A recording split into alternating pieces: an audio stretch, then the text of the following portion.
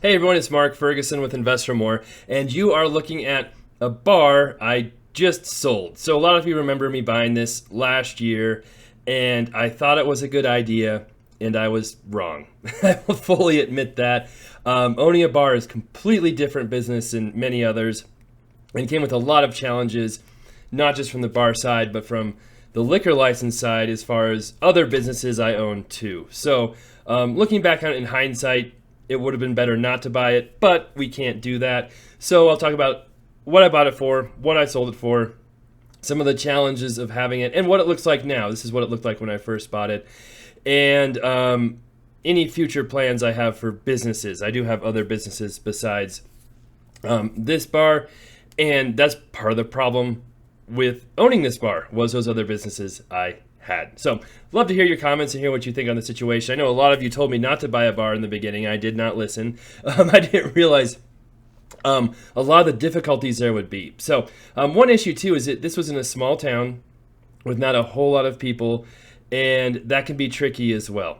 So in general, I don't know if bars are just having less business now or not. But that's what it looked like after we fixed it up some. We did remodel it, and we're going to put a sign up at some point if we thought of a new name, but we never got to that point. We ended up selling it, and it is now called the Ugly Pony Saloon.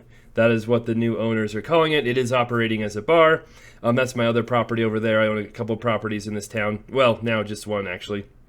I was curious if they would have a sign up, so I drove by the property to see, and no sign up yet.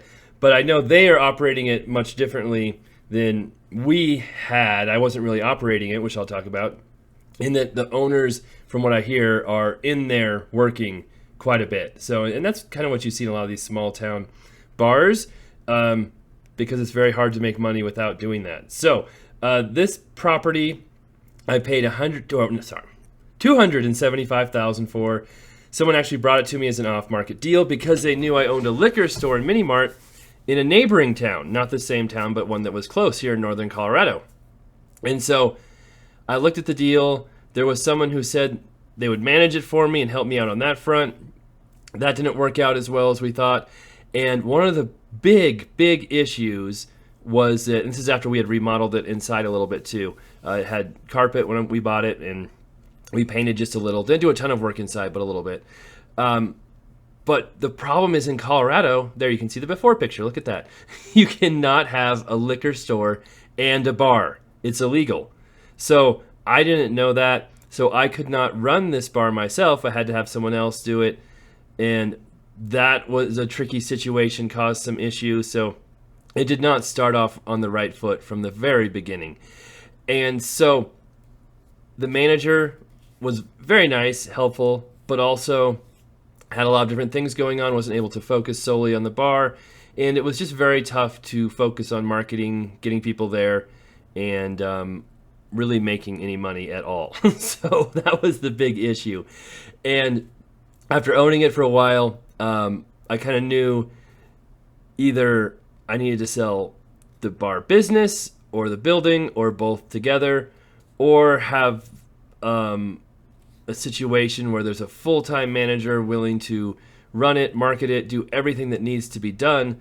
But then even with that, it's like, is there enough money or sales coming in to pay for that? And there probably wasn't. So you may remember we tried to think of different names for a very, very long time, of rebranding it, going all in on it, and in the end just decided to part ways with it and move on, because it did take some time too, and frustrations with the business, whereas things would break, which happens at the liquor store and mini mart too. I'll have a video on that coming up here soon.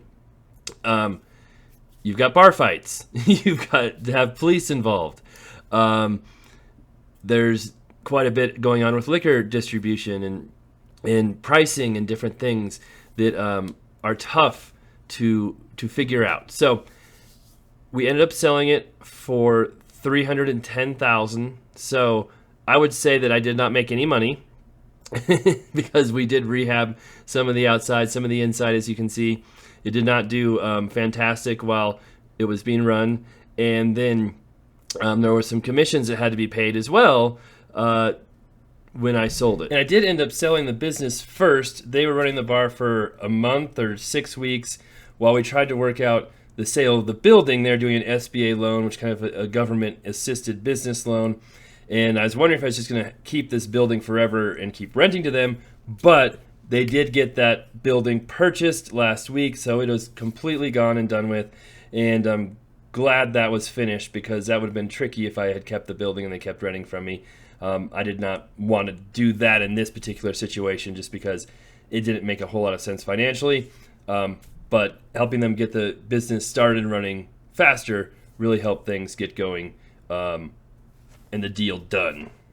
So in the end, it definitely was not a good investment. It was maybe a learning experience. I've been saying before on real estate deals, you know, you learn the most by doing and experiencing something.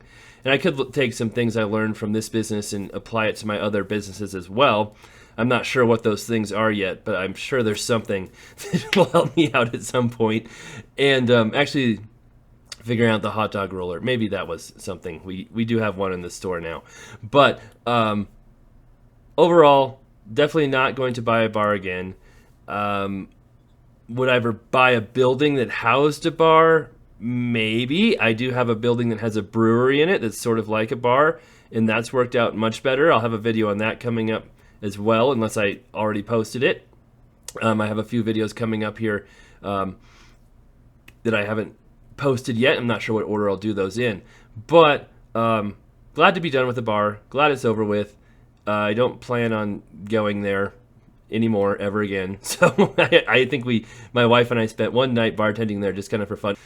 And I don't really go to bars at all in general. So I don't know if that's just a ongoing thread or theme, or if that's just me personally.